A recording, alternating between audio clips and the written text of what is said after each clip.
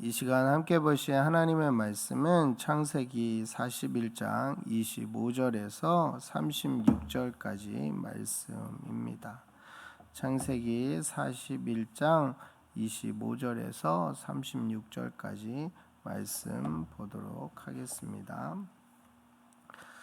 요셉이 바로에게 이르되 바로의 꿈은 하나라. 하나님이 그가 하실 일을 바로에게 보이심이라. 일곱 좋은 암소는 일곱 해요, 일곱 좋은 이삭도 일곱 해니 그 꿈은 하나라.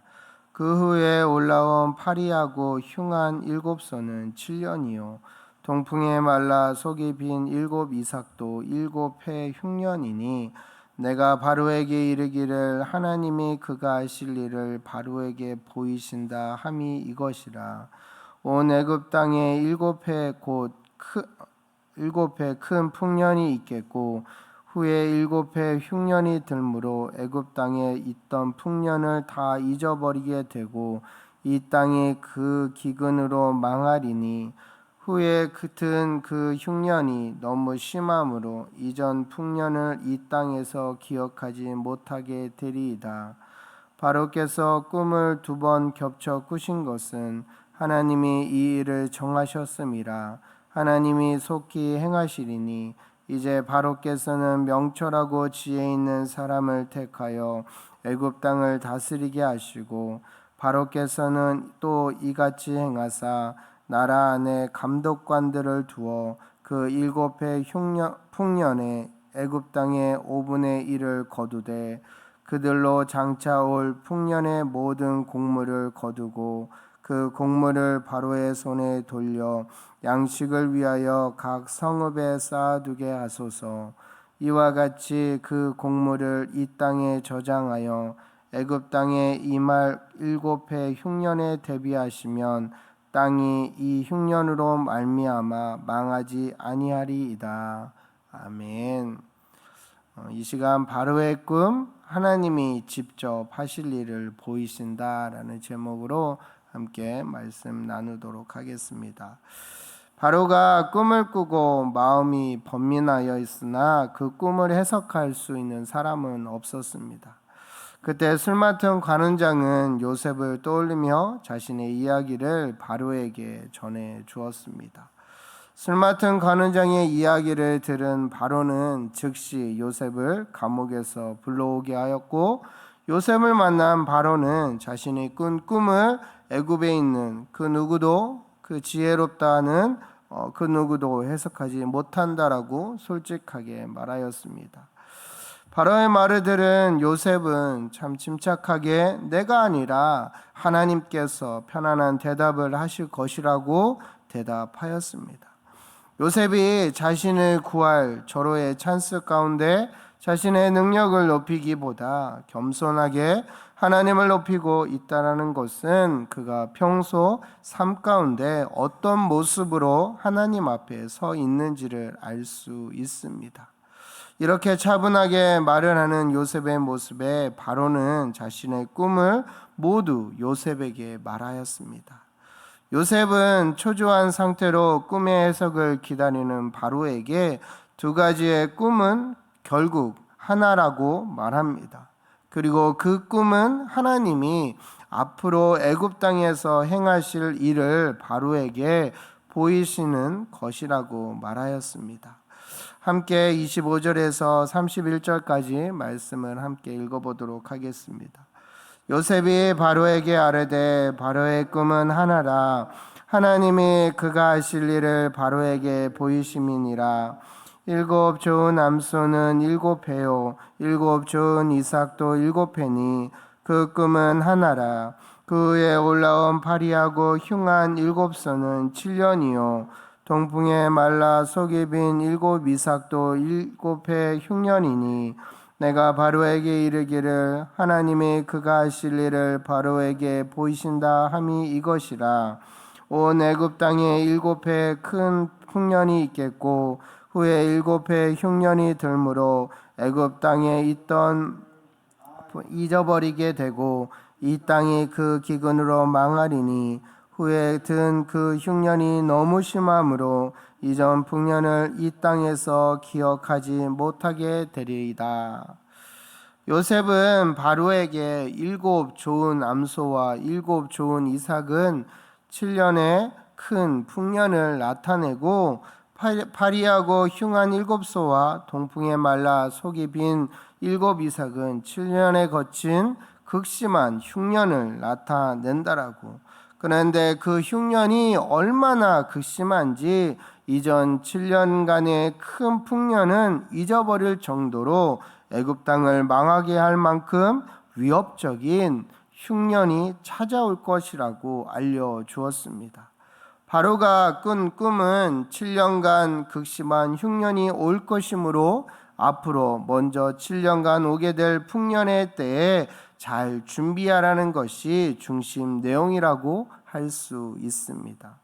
하나님을 알지 못하는 땅과 바로에게 하나님께서 친히 꿈으로 앞으로 일어날 일을 보여주신 것입니다. 32절 말씀에 바로께서 꿈을 2번 겹쳐 꾸신 것은 하나님이 이 일을 정하셨음이라 하나님이 속히 행하시리니 라고 기록되어 있습니다. 요셉은 바로에게 왕이 같은 내용을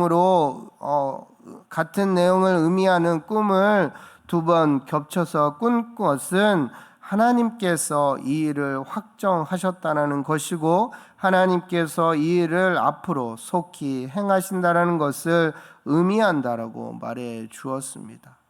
하나님께서 속히 행하실 이 일은 7년의 풍년 후에 닥칠 극심한 7년의 흉년이지만 창세기 전체의 문맥 속에서 보면 더 깊은 의미를 갖고 있습니다.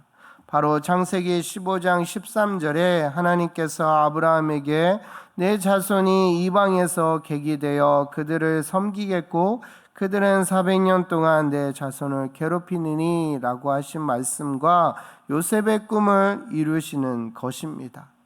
애굽으로 팔려오기 전 요셉은 형들의 자기에게 절을 하는 꿈을 2번 꾸게 됩니다. 이 2번의 꿈은 철저하게 하나님에 의해서만 계획되었으며 이제 하나님은 그 계획을 신속하게 실행하십니다.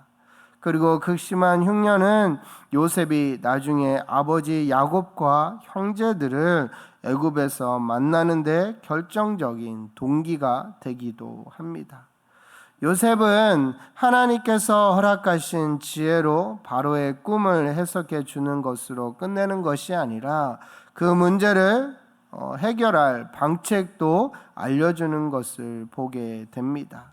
33절 말씀에 이제 바로께서는 명철하고 지혜 있는 사람을 택하여 애굽 땅을 다스리게 하시고 라고 이야기합니다. 요셉은 지금 바로 명철하고 지혜 있는 자질을 갖춘 자에게 애굽을 다스리게 하라고 권고합니다. 종으로서 당당하게 바로에게 이런 이야기를 할 수 있다는 것은 쉬운 일이 아닐 것입니다. 그러나 요셉은 하나님을 의지하고 담대하게 바로에게 선포한 것입니다. 바로의 입장에서는 주변에 있는 사람들 중에서 아무도 자신의 꿈을 해석하지 못하였습니다. 그래서 지금 당장에는 명철하고 지혜 있는 자가 요셉밖에 떠오르지 않았을 것입니다. 요셉의 입술을 통해 하나님께서 말씀하셨던 이 33절 말씀이 요셉을 애굽 총리의 자리에 올리는데 결정적인 말씀이라고 할 수 있습니다. 요셉은 34절에서 36절 말씀을 통해 구체적으로 그 시간을 어떻게 이용하고 어떤 방법으로 만들어가야 어떤 방법으로 헤쳐나가야 되는지를 자세하게 설명해 줍니다. 바로께서는 또 이같이 행하사 나라 안에 감독관들을 두어 그 7해 풍년에 애굽 땅의 5분의 1을 거두되 그들로 장차 올 풍년의 모든 곡물을 거두고 그 곡물을 바로의 손에 돌려 양식을 위하여 각 성읍에 쌓아두게 하소서. 이와 같이 그 곡물을 이 땅에 저장하여 애굽 땅에 임할 7해 흉년에 대비하시면 땅이 이 흉년으로 말미암아 다 망하지 아니하리이다라고 구체적으로 제시를 합니다. 행하사라는 단어는 하나님이 하실 일이라는 표현에 사용된 단어입니다. 이는 하나님께서 그 일을 반드시 행하실 것이기 때문에 바로도 할 일을 반드시 행하여야 한다라는 것을 뜻합니다. 요셉은 명철하고 지혜 있는 자를 다스리는 자로 임명하고 그 밑에 관리들을 두어 7년에 올 그 풍년 동안 수확물들을 잘 관리해서 7년 그 이후에 올 7년의 흉년, 너무나도 극심하고 7년이라는 풍년에 이르는 그 풍년을 잃어버릴 정도로 극심한 이 흉년에 대비하라고 이야기합니다. 그러면 나라가 망하지 않게 될 거라고 이야기하며 해결 방안을 분명하게 제시해 주었습니다. 사랑하는 성도 여러분, 요셉에게 일어난 이 모든 일을 주관하신 이는 바로 하나님입니다. 하나님께서 모든 판을 준비하셨고 요셉이 가장 극적인 시간에 등장할 수 있도록 장을 마련하신 것입니다.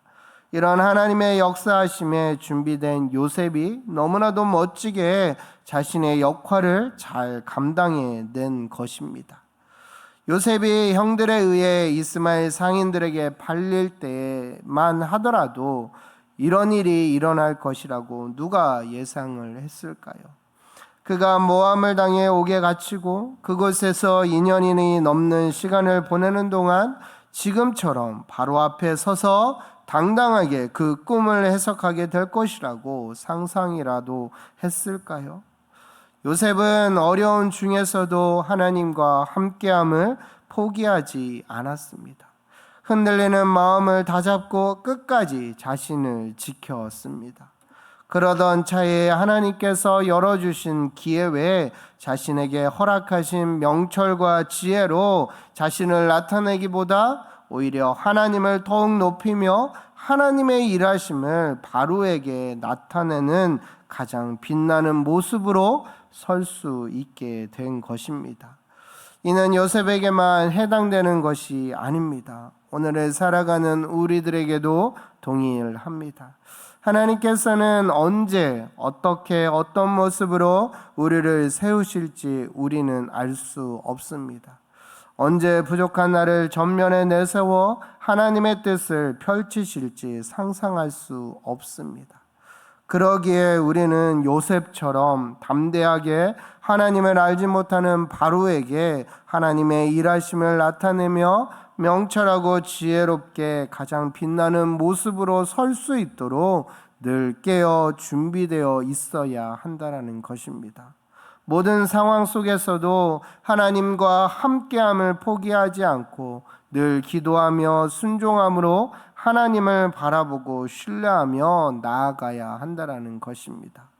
부디 저와 여러분의 삶이 요셉처럼 이방 왕에게 하나님의 일하심을 증거하는 역할을 감당한 것처럼 세상 가운데에 하나님의 뜻을 선포하며 살아가는 멋진 인생이 되기를 간절히 소망합니다. 오늘 말씀을 품고 하나님, 오늘도 우리의 삶 가운데, 나의 삶 가운데 이 요셉처럼 늘 하나님을 바라보고 하나님과 동행함으로 말미암아 하나님을 알지 못하는 자들에게 하나님의 일하심을 증거하는 증인의 삶이 되어지게 해달라고, 그런 마음을 품고 그렇게 살아내는 저와 여러분이 되시기를 간절히 소망합니다.